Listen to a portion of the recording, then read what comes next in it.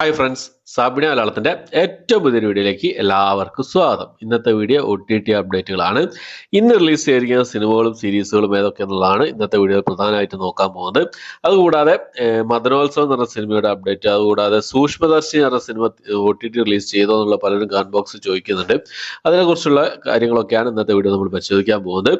ഏതായാലും വീഡിയോ തുടങ്ങുന്നതിന് മുമ്പേ തന്നെ, അതായത് അപ്ഡേറ്റുകൾ ഏതൊക്കെയെന്ന് പറയുന്നതിന് മുമ്പേ തന്നെ ഒരു കാര്യം പറഞ്ഞോട്ടെ. എൻ്റെ ചാനൽ നിങ്ങൾ ആദ്യമായിട്ടാണ് കാണുന്നതെങ്കിൽ പ്ലീസ് സബ്സ്ക്രൈബ് മൈ ചാനൽ. അതുകൂടാതെ ആ ബെൽ ബട്ടൺ കൂടി ഒന്ന് ഇനാബിൾ ചെയ്യാൻ ശ്രമിക്കുക. എങ്കിൽ ഇതുപോലുള്ള OTT അപ്ഡേറ്റുകളും മൂവി റിവ്യൂസ്, സീരീസ് റിവ്യൂസ് കാര്യങ്ങളൊക്കെ നോട്ടിഫിക്കേഷൻ ആയിട്ട് എത്രയും പെട്ടെന്ന് തന്നെ നിങ്ങൾക്ക് മുന്നിൽ എത്തുന്നതായിരിക്കും.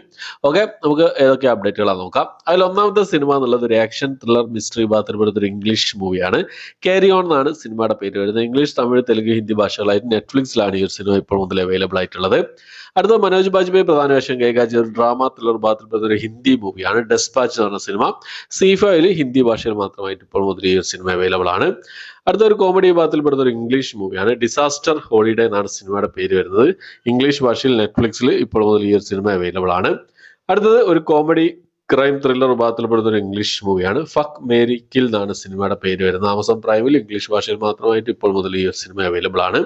അടുത്തൊരു സീരീസ് ആണ്, ഒരു സസ്പെൻസ് ത്രില്ലർ വിഭാഗത്തിൽപ്പെടുന്ന ഒരു തെലുങ്കു സീരീസ് ആണ്. ഹരികഥ സംഭവാമി യുഗേ യുഗേ എന്നാണ് സീരീസിന്റെ പേര് വരുന്നത്.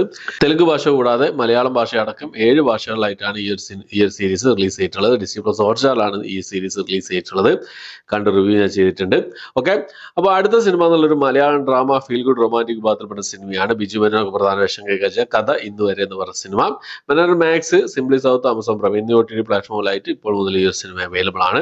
അടുത്തത് സർപ്രൈസ് റിലീസ് ചെയ്ത ഒരു തെലുങ്ക് മൂവിയാണ്. മെക്കാനിക് റോക്കി എന്നാണ് സിനിമയുടെ പേര് വരുന്നത്. ഒരു ആക്ഷൻ ഡ്രാമ വിഭാഗത്തിൽപ്പെടുന്ന ഒരു തെലുങ്ക് മൂവിയാണ്. തെലുങ്ക് ഭാഷ കൂടാതെ തമിഴ്, മലയാളം, കന്നഡ ഭാഷകളിലായിട്ട് ഈ ഒരു സിനിമ ആമസോൺ പ്രൈമിൽ ഇന്ന് സർപ്രൈസ് റിലീസ് ചെയ്തിരിക്കുകയാണ്.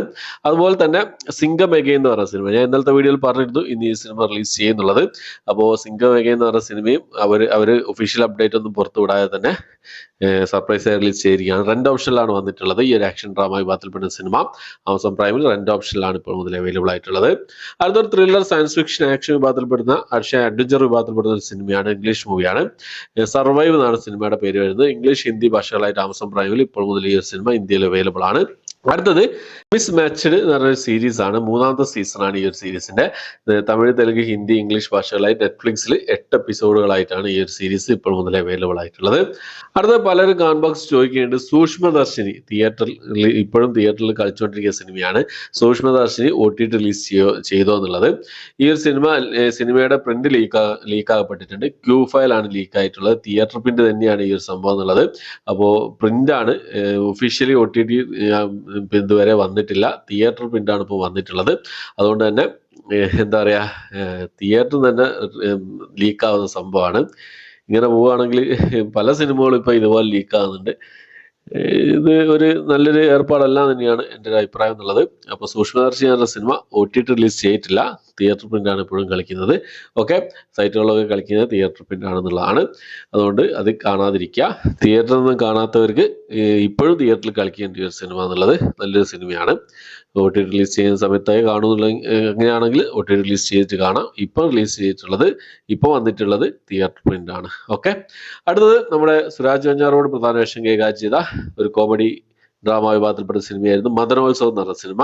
മനോരമ മാക്സിൽ ഈ ഒരു സിനിമയുടെ കമ്മിങ് സൂൺ പോസ്റ്റർ വന്നിട്ട് കുറേ ആയി ഇതിന് അപ്ഡേറ്റുകൾ ഇങ്ങനെ വന്ന് വരും, പിന്നെയും പോകും എന്നുള്ള കളിക്കാൻ തുടങ്ങിയിട്ട്.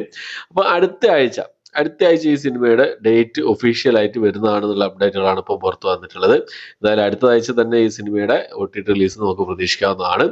മദനോത്സവം എന്ന് പറഞ്ഞ സിനിമ നെക്സ്റ്റ് വീക്ക് ഡിസംബർ മാസം 19, 20 ദിവസങ്ങളിൽ ഏതെങ്കിലും ഒരു ദിവസം വരാൻ ചാൻസ് ഉണ്ട് എന്നുള്ള അപ്ഡേറ്റുകൾ പുറത്തു വന്നുകൊണ്ടിരിക്കുകയാണ്. എന്തായാലും ഒഫീഷ്യൽ ഡേറ്റ് കാര്യങ്ങളൊക്കെ അടുത്ത ദിവസങ്ങളിൽ തന്നെ വരുന്നതായിരിക്കും. ഓക്കെ, അപ്പോൾ എത്രയാണ് ഇന്നത്തെ വീഡിയോ ഇഷ്ടപ്പെട്ടായിരിക്കുന്നു. ഇഷ്ടപ്പെട്ടെങ്കിൽ ലൈക്ക് ചെയ്യാനും ഷെയർ ചെയ്യാൻ സബ്സ്ക്രൈബ് ചെയ്യാൻ മറക്കാതിരിക്കുക. പുതിയൊരു വീഡിയോ ആയിട്ട് വരുന്നവരേക്കും